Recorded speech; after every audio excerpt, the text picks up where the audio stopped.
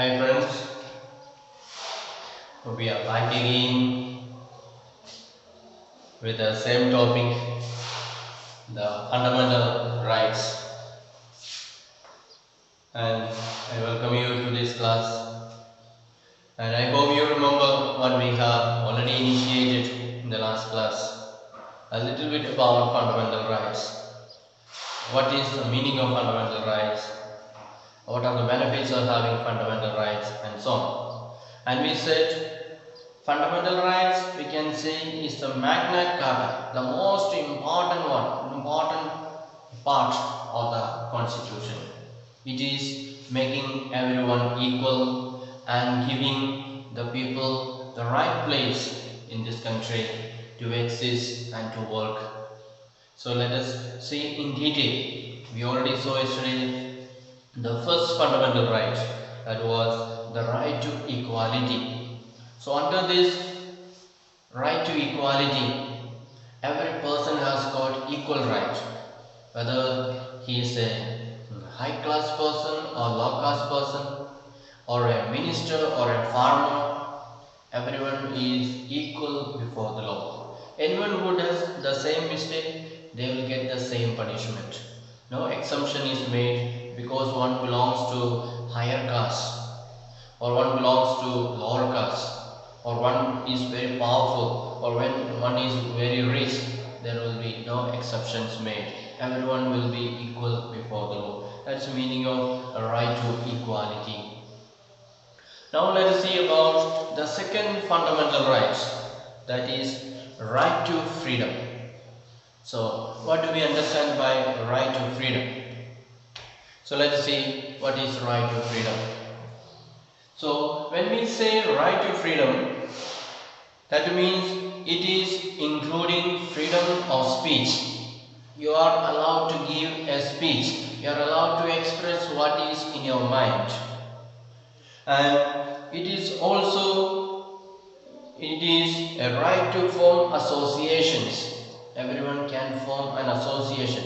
Association means a group or a society. So if you want to form an association, students association, or employees association, or farmers association, so everyone has got a right to form an association. That also comes under right to freedom.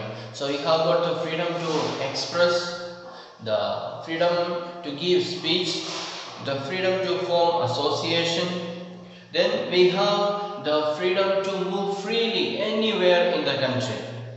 You should have the freedom to move around in the country, anywhere in our country. If you go out of the country, you need permission. But you are an Indian, and therefore in every part of India you will get respect. You will have right to travel, visit the places, and so on. Unfortunately, some states are all introducing ILP and so on. Actually, that is going against the constitution, because every Indian has got the right to move freely and live freely. Not only moving, but they are also allowed to reside. They are allowed to set up their residence in any part of the country. And also the right to practice any profession. You are allowed to practice any profession. Profession means job. If you want to become a teacher, you can become teacher. If you want to become a doctor, you can. If you want to become an engineer. If you want to become a farmer, then you can become a farmer. So you can choose what you want to become. Nobody can force you that you must become a doctor. If you have no interest for becoming a doctor, then nobody can force you. You can choose your own profession. If you are interested in cultivation, if you are interested in running industry, you can choose whatever you want. You have got the freedom to choose your occupation, your profession, or your business, and so on. So under the right to freedom, what are the freedoms that the Constitution is giving us, or granting us, guaranteeing us? First of all, freedom of speech, freedom of expression, then freedom to form associations, then freedom to move freely anywhere in the country and set up their residence, then freedom to practice any profession, any job or any business or any occupation. So these are the freedoms that are guaranteed by the Constitution under the right to freedom. So a person is really free to choose all these things. But when we say we have got the right to freedom of speech, it doesn't mean that I can speak whatever is in my mind. Always there are rules are there. We should not hurt others. We should not abuse others. So always my freedom of speech limits as long as I don't abuse others. So just say I have the freedom to speak, so I speak whatever I like, and I abuse others, I speak lies about others. All those things are not allowed. Then you are breaking his freedom. So just as you have the freedom, other person also has got the freedom. Keep in mind that. So don't misuse our freedom, but to express what is in your mind, to speak out your ideas, all that you have got freedom. Then the third fundamental right is right against exploitation. Right against exploitation. You know what is exploitation? Doing the making others to work for us. What is not our due also we try to extract from us and so from others and so on.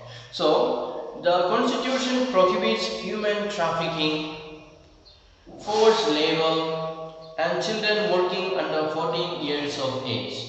So under this act or under this right against exploitation, we are not allowed to do human trafficking. What is human trafficking? Selling and buying of human beings. So you are not allowed to sell a human being. You are not allowed to buy a human being. If you are found you are buying a child, or if you are selling a child, then you can be arrested. So that is against the constitution of our country. We are not allowed to sell or buy a human being. Then we also cannot do forced labor. We cannot make a person to do forced labor. Forced labor means we make that person to do work for us and we don't pay any wage. We don't pay any salary to them, making them to work again and again. So that is like a slavery, and that is not allowed. That person, if you do, then we can be arrested. Then we are also not allowed to use children under 14 years of age to do work. So when we say 14 years and under, the children should not do the work, not that they should not do small work at home. That is not what we mean by work. That means just like a grown up person, we should not make the child to work from morning till evening. That is what we mean. At home, if your mother say go and carry some water or go and bring some firewood, then don't tell your mother, I am under 14 years of age, so don't make me to work. So little help that is given to your mother or at home, that is not considered as work. When we say the work means just like a full day's labor, morning till evening, a child is made to work. So we can see in some of the shops, children are working as a salesperson, selling things to others. Morning till evening, till the shop is closed, the child is there as a salesman. Or in the workshops we can see children are there employed morning till evening. All that is child labor. Actually that is against the Constitution of India. They are not allowed to employ the children in the shops or in the factories and so on. Till the 14 years of age, they are supposed to go to the school. Their work is supposed to be in the school. They are supposed to learn. Up to 14 years of age, education is compulsory in our country, and the Constitution guarantees that. So every child has got the right to go to school and learn till they are 14 years of age. So anyone who is misusing a child, not allowing to go to school or making them to work from morning till evening, or those who are making them like a slave, forcing them to work without paying any salary. That is all against the Constitution of India, and anyone who do all these things, they can be arrested and prosecuted and punished. Then another the fourth fundamental right is right to freedom of religion. So in India, we know we have got so many religions, multi-religious nation India is. So everyone is given a freedom to believe whatever they like. So religious freedom is provided to all the citizens. So anywhere in our country, you have got the religious freedom. Whatever religion you like, you can believe. Or if you don't like any religion, then no need to believe. You are free to live without religion also. So the government does not support any religion, and the people are free to choose any religion that they like. That's why we call India a secular nation. Secular means the government is not standing for any particular religion. The government is not supposed to support any religion. In India, you know, the situation is different. Government is going with one religion and trying to support that religion, and so that is also against the Constitution of India. The Constitution of India very clearly says that India will be a secular nation and there will be no special concern for any particular religion. Government will be neutral in matters of religion, and people are free to choose whatever religion they like. So they can practice whatever religion they want, and they can profess the faith, they can declare the faith that they believe, and they can also propagate the religion of their choice. Propagating means publishing, proclaiming. So if you believe a religion, you have got the right to tell others also, this is my religion and this is the things that I believe. So it is not necessary that you have to keep quiet. You don't need to be afraid of anyone. You can be just free to proclaim others about your religion and so on. So it is not at all a problem to believe in any religion, to proclaim any religion or profess any religion and so on, because the Constitution guarantees. And again in India we see the situation has changed. The government began to prosecute anyone who preached the religion. They try to side with one religion and other religions are sidelines. So those who support that religion, they are rewarded and so on. So the Constitution is being violated at certain parts of our country by certain governments and so on. But in actual reality, the forefathers or our fathers of the Constitution, they had a very clear vision that India will be free and people will be free to practice any religion. But unfortunately, that is not being kept up to this day. Then another right, fundamental right, that is the fifth fundamental right, is right to cultural and educational rights. So you have got a right to protect your culture. You have got a right to education and so on. We will see what it is. So the Constitution states that all minorities, religious or linguistic, can set up their own educational institutions in order to preserve and develop their own culture. So government is giving permission to the minorities. It may be a religious minority, for example, a religion that is small in size. So they are minority. Other group may be having more number, one group may be having less number. So the number having less, they are called minorities. So they have got the right to set up educational institutions in the country.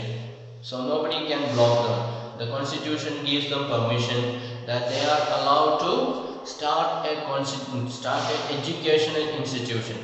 Maybe college, maybe school, maybe some other practical training, computer center, all those things they can set up. And what is the purpose? So that they can preserve their culture. So the main purpose of setting up educational institutions in our country by the minority group, maybe a religious minority or maybe a linguistic minority. Linguistic means language. There are a small group of people who speak one particular language. Other group is speaking another language and they are very big in number. So the group that is speaking one language, which are few in number, and they have got the right to start up a school or educational institution so that their culture will be preserved. So that is the purpose that government is giving, granting this permission or this right to the people of India to protect their cultural heritage. Then the last fundamental right, that is right to constitutional remedies. So that is very important. So we said already 5 fundamental rights, that is right to equality, right to freedom, right against exploitation, right to freedom of religion, and right to educational and cultural rights. So these 5 rights, if it is granted to us, that we are allowed to use all these things. But sometimes it may not take place. Sometimes the government may block us. They may not give us the right to express our ideas. The government may not allow us to practice our religion. The government may not allow us to start our educational institution. So if that kind of things happen, then we have another freedom, another right is there, that is right to constitutional remedies. So if our constitutional rights are violated or blocked, then what shall we do? That is what going to tell us next fundamental right. So right to constitutional remedies allow citizens to move the court if they believe that any of their fundamental rights have been violated by the state. So if the state, if the government violates any of the fundamental rights, then where will you go? No use of going to the government, because it is the government who is blocking your fundamental right. So instead of going to the government, where should you go? You should go to the court. There are so many levels of courts are there in our country, and on topmost there is Supreme Court. So you can start with lowest court, maybe district court, high court in the state level. And if all these courts you don't get justice, then you go to the Supreme Court. That is the highest, most important and the highest court in our country. And so you are expected to get justice from the court. So whatever is blocked by the government, whatever is forbidden by the government, the court will help you to get back your rights and perform this right. So remember, these are the 6 fundamental rights which will help us to express or experience our freedom and live in peace and live as a self-dependent, self-sufficient person, self-dependent person in our country. Nobody can interfere with your rights, nobody can block you, nobody can destroy you. You have got the full freedom to live in our country, do any work that you want, express your ideas, believe whatever religion that you want, and practice your educational institutions to protect your culture and so on. And if these rights are violated, then go to the court. There is a provision, there is an opportunity for you to go to the court and receive the right back from the government. So the court will help you that. So that is the news about the fundamental rights. Now let us see some cases, some examples. Suppose you see a 13-year-old child is working in a factory manufacturing carpets. So there is a factory manufacturing, producing carpet, carpet put in the floor, the house. So a child which is only 13 years old is working there.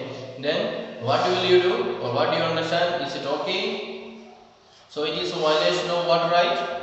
It is a violation of right against exploitation. That child is only 13 years old. He is not supposed to work in the factory. He is supposed to go to the school. So we can file a case against that factory owner who is making that child to work instead of sending to school. And the child will be relieved from there, will be sent to the school, and the factory owner will be punished. Then, if the politician in one state decides to not to allow labor from other states to work in his state. So one politician or one minister says, this is my state and I don't want other people to come from their state and come and work in my state. I will allow only people of this state to work here. Other states, workers, I will not allow them to enter into my state. So if a minister or if a politician says that, then what right is violated? It is a right to freedom.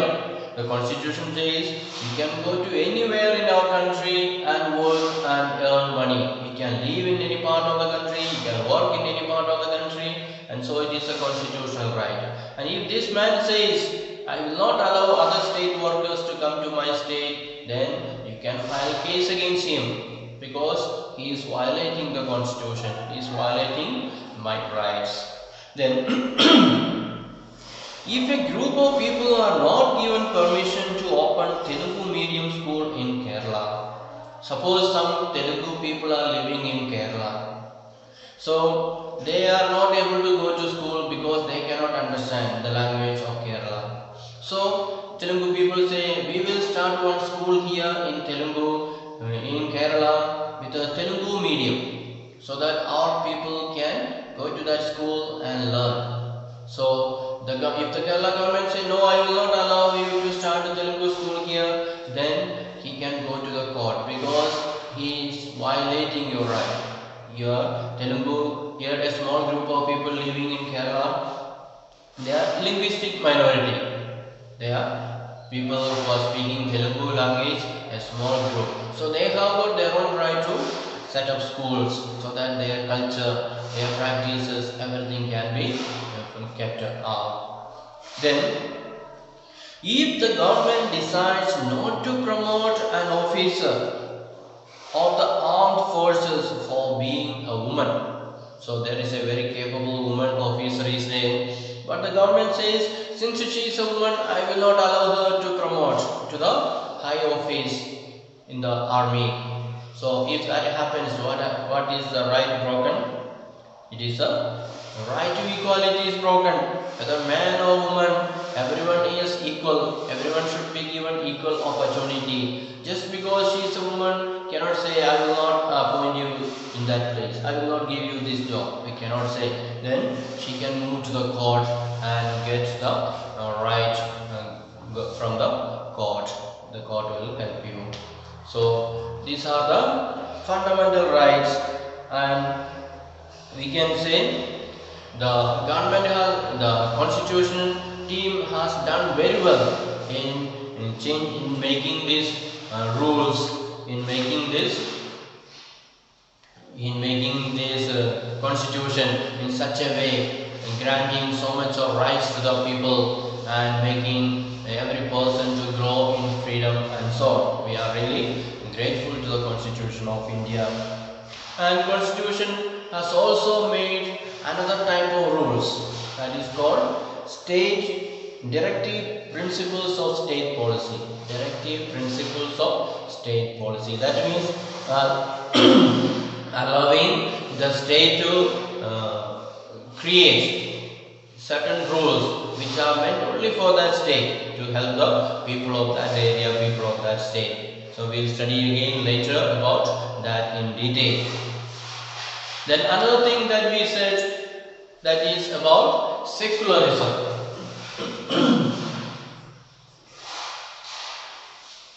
Secular. So our country is a secular country. We already said what is the meaning of secularism. That means the state does not support any one religion. Whatever religion you want, you can practice. That is in the fundamental right. We just saw. The freedom of religion is given to the Indian citizens. Therefore, anyone who wants to believe in any religion, they are allowed to practice that. So government is not supposed to suppress one religion and encourage another religion. That is against the Constitution of India. So government will be neutral. He will not support any religion, will not depress any religion or suppress any religion, but they will be just neutral. That is the secularism that is in India. So this is that we are free to practice any religion in our country. That way we can say the constitution makers, the fathers of the constitution, they have really thought well. They knew what is important for our country. They knew that there should be peace in our country, so that the government should do their developmental works and people should cooperate with the governments, and government should not interfere with certain practices of the people, like giving ideas, giving speeches, professing their faith, all that. That is all completely left to the people to practice what they want. Of course, the freedom is there, but does not mean that we can abuse our freedom. As I said in the beginning, every freedom has got a limit is there. My practicing of the freedom or my expressing of the freedom should not be a hindrance to others, should not be a block to other person. Then my freedom, I am misusing it, another person can complain against me and I will be punished. So we have to make sure that the freedom that is given to me, I should use it in a very responsible way. We should not just overuse it or misuse it and should not cause trouble to others. Then we will not have any meaning of freedom. If we are overusing our freedom and hindering other person, then the concept of freedom will be very much, we can say, it will not be that useful, will not be that effective. Everyone will be interfering with others' work and so on. So that is the end of this first lesson, and we saw about the most important part of our country, the written set of rules that is called the Constitution, and the different aspects of the Constitution, how the people made the Constitution, what prompted them to make the written Constitution, what are the provisions provided in this Constitution. All these things we saw in the last classes, and we have come to the end of this lesson, and I request you to read nicely from beginning till the end. Then you will be able to have ideas about the different points, and you will be able to remember it and keep it in your mind. So we are living in the society, and we should be aware about our rights, our duties, our constitution, all that. So it is not just meant for exams alone, but for us to learn more and more, because we are living in this society. If somebody is telling you, you should not speak, keep quiet, if they say, then you should know that you have got the right to speak. So for that, you need to learn, you should be aware about it, and you should have the proper knowledge about this Constitution and the rules and regulations of our country. Then nobody can suppress you, nobody can silence you, nobody can curtail your freedom. You will be free to experience all the freedoms that are guaranteed by the Constitution of India. So thank you for listening. Have a nice time.